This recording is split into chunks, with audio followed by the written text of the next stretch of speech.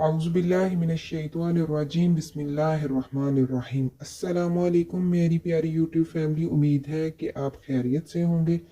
जैसा कि वादे के मुताबिक हमेशा की तरह आपको पहले बता दिया गया था कि एक बहुत ही इम्पोर्टेंट न्यूज़ आपके लिए है जो हमने आपको बतानी है।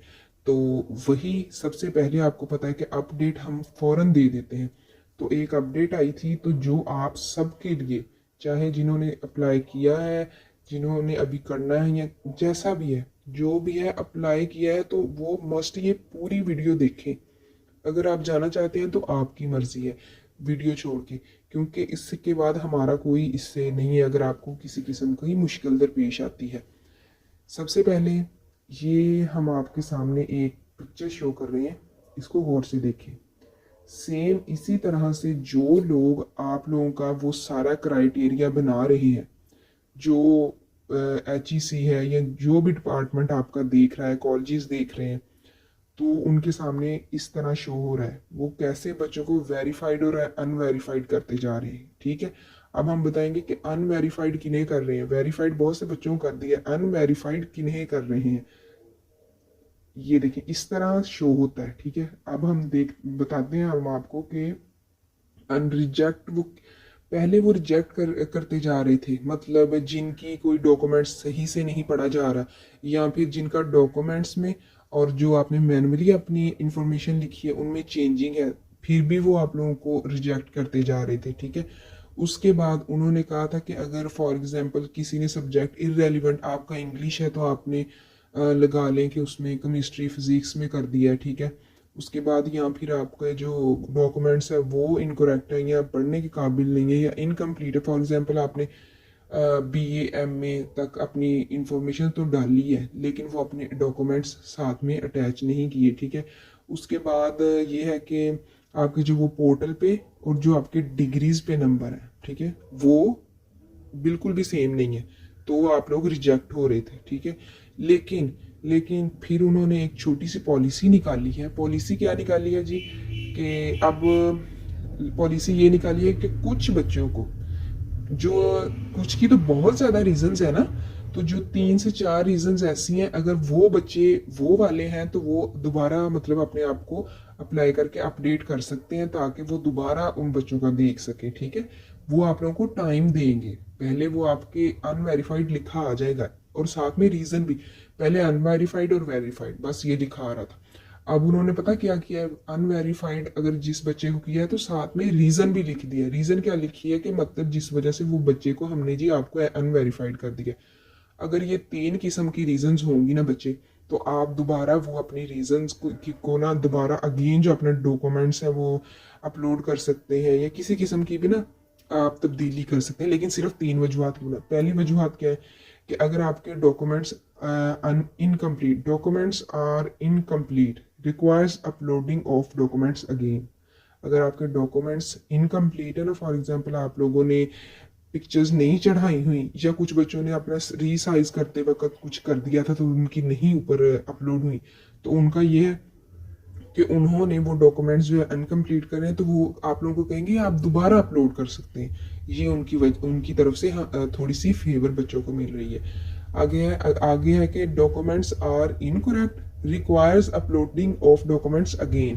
कहते हैं कि फिर हम उन्हें उन बच्चों को भी करेंगे अपलोडिंग में ना, के मीन्स के कुछ बच्चों को इशू आ रहा था। आप लोगों को पता है कि वो देख रहे थे जब अपनी फॉर एग्जाम्पल मैट्रिक की निकाले ट्रांसक्रिप्ट देख रहे थे, तो उन्हें अपनी जगह पे किसी और की शो हो रही थी, वो पोर्टल का इशू था। तो अब उन्होंने कहा है कि वो दोबारा हम उन बच्चों को, सिर्फ उन बच्चों को कहेंगे कि आप लोग अपनी दोबारा अपलोड कर सकते हैं, या फिर आपकी मैट्रिक की इंटर में शो हो रही है, इंटर की मैट्रिक में, हम दोबारा उन्हें कहेंगे कि आप लोग अपलोड दोबारा करें। थर्ड वाले कौन से होंगे, जिन्हें वो थोड़ी सी फेवर दे रहे हैं।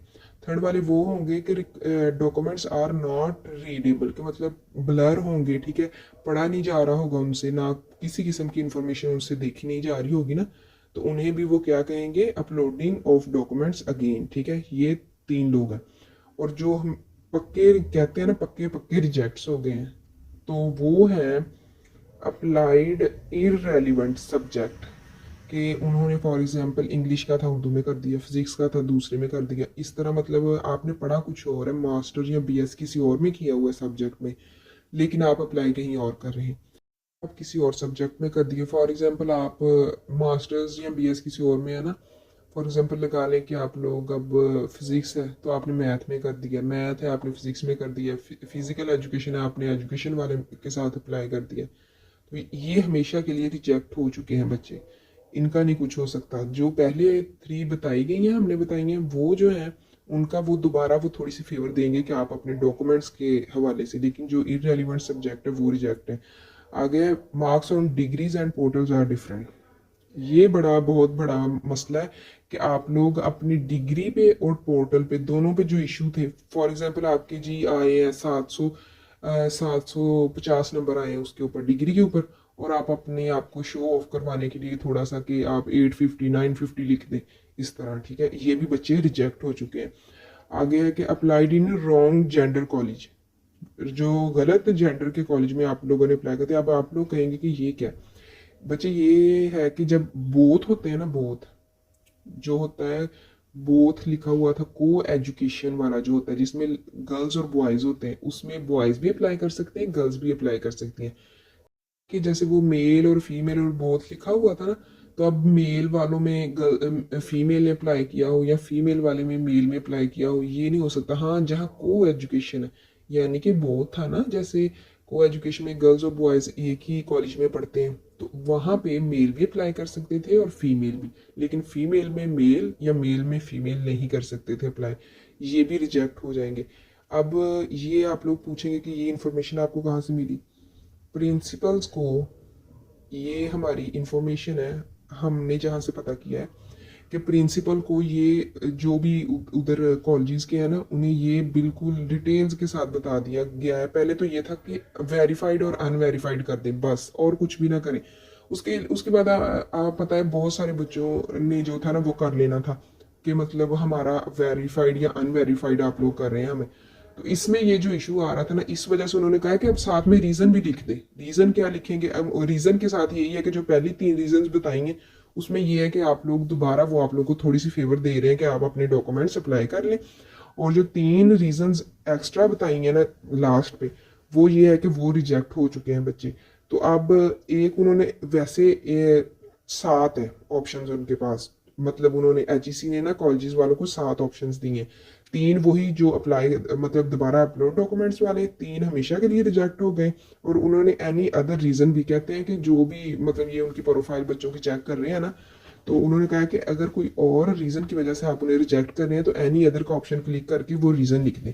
लेकिन जो एनी अदर ऑप्शन है उन्होंने ये साथ में ये भी कहा है कि ये कम से कम यूज किया जाए, जो पहले 6 है ना उन्हें ज्यादा से ज्यादा यूज किया जाए।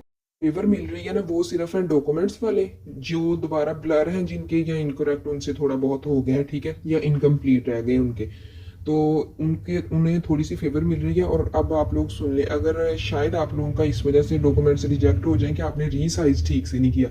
अगर आपको रीसाइज नहीं करना आता तो आप हमें बताएं, हम फौरन आपके लिए वो वीडियो स्पेशल बना देंगे तो कि कैसे आप पिक्चर को रीसाइज कर सकते हैं। वैसे हमने अपनी प्रीवियस वीडियो में बताया हुआ है, इससे पिछली नहीं, मतलब पिछली किसी वीडियो में बताया हुआ है कि आप लोग कैसे अपनी रीसाइज कर सकते हैं। लेकिन ये है कि उसमें बैचलर लेवल का जो है ना, बैचलर लेवल का वो टाइटल होगा तो उसमें जाकर देख लें। अगर आपको नहीं फिर भी मिल रही वो वीडियो तो आप हमें कह सकते हैं कमेंट में कि हम कैसे रिसाइज करें, हम फौरन वो वीडियो बना देंगे। कल आप कल से पहले पहले आप अभी बना के रख लें, अपनी रीसाइज पिक्चर्स करके रख लें। शायद आपको वो थोड़ा सा टाइम दे कि इस टाइम लिमिट के अंदर ना, जैसे कि वो प्रिंसिपल ने को उन्होंने कहा था कि सिर्फ 3 से 4 घंटे में ये अपना काम कंप्लीट करें, मतलब जो डॉक्यूमेंट्स या रीजंस वगैरह लिखनी है ना इतनी देर दी थी।